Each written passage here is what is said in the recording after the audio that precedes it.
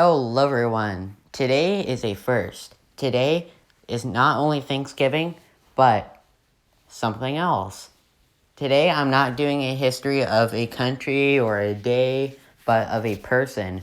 Today I'm doing my first personal history video. Not of myself, I don't know if I'd be able to do that, but of a famous historical figure who has a connection to today. Not Thanksgiving though. Who is this person? Well, today we are looking at the life, death, and discovery of the boy pharaoh himself, King Tutankhamun, A.K.A.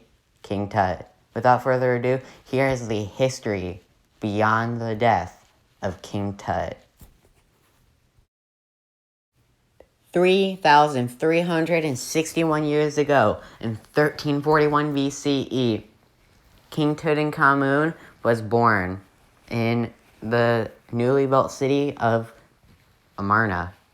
He wasn't a king at the time. His name was just Prince Tutankhamun, although it probably wouldn't have been pronounced like that. Probably similar to Tutankhamun. But anyways, he was born to two people. His egomaniac father, Akhenaten, and an unknown mother, possibly Nefertiti, or a mummy named the younger lady, who still has hair for some reason. Regardless of who his mother was, we know that his parents were first cousins, in classic ancient Egyptian style. In 1332 BCE, when Tutankhamun was only nine freaking years old, he actually did become king. He became king when he was 9 years old. 9. I just can't believe that. He actually did some relatively impressive things as king or pharaoh of ancient Egypt, most notably ending the insane religion his father, Akhenaten, that dang egomaniac, based on himself and the sun god Amun-Ra. 10 years after becoming pharaoh of ancient Egypt, in 1324 BCE, at the incredibly young age of 19, King Tutankhamun died. Many think he was murdered, as he had a rather large hole on the back of his head. But recently, scans of King Tut's mummy have shown that this hole was made intentionally during his mummification process after he had been dead for at least 3 months. Tutankhamun had a broken and infected leg too, with signs of malaria, which is what I believe killed him. His cause of death may be lost to time, or not. Scholars have been murdering each other ever since, trying to figure out what killed Tutankhamun.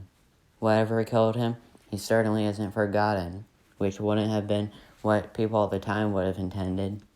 Why? Let's see. I probably should have said this in the start of the video, but I already made a whole other video on the history of the country of Egypt. Know that they don't still live like they did 3,000 years ago.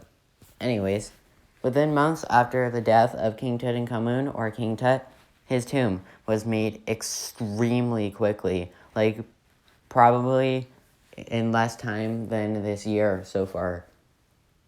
This is for an unknown reason, and it was kind of mean. I mean, respect. Oh my god. King Tutankhamun's tomb was sealed in the Valley of the Kings to be forgotten, at least for the next 3,200 years. In 1891, at age 17, a man named Howard Carter, arrived in Egypt. There, he had dreams of finding something groundbreaking. He would then search Egypt for something amazing for the next 31 years. On November 4th, 1922, Howard Carter and his sponsor, Earl Carnarvon's hopes were down.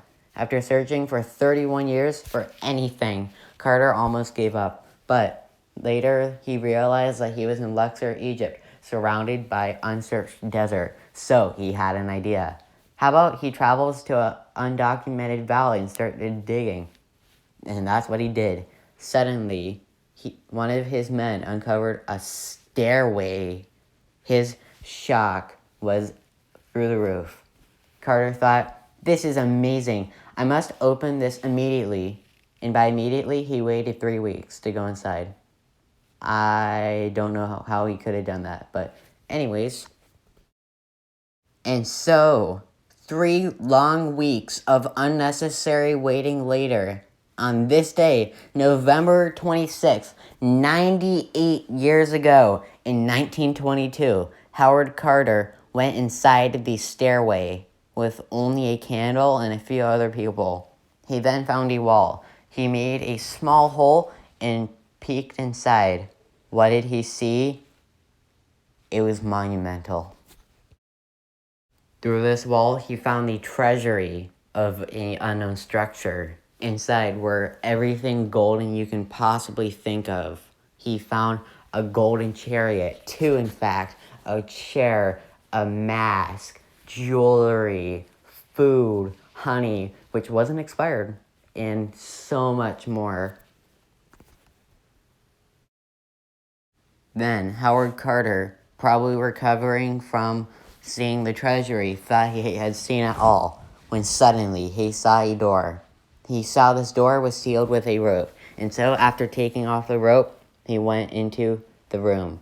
What he found was the boy king's burial chamber. After opening the 3 coffins in this room, he came face to face with the boy king. And now I reach the warning.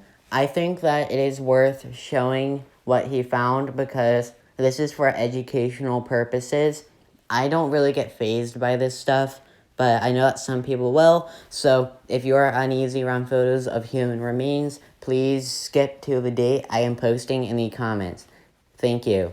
I will give a 5-second countdown to when I will show the photo. 5, 4, 3, 2, 1. Hope you're ready. This is what Howard Carter found. The mummified remains of King Tutankhamun. Remarkably preserved. 3,000 years old. What a age. It was remarkably preserved if you don't include eyes, as he didn't have any. Some say opening this sarcophagi and the tomb itself had a bad consequence, as 9 people died who were present for the opening of the tomb and the sarcophagi. Some say this was King Tutankhamun's curse. One of the people who died, most notably in fact, was Earl Carnarvon, the sponsor who made this all possible. And with that, that is my history of the life, death, and discovery of the tomb and mummy of King Tutankhamun. Thank you all so much for watching.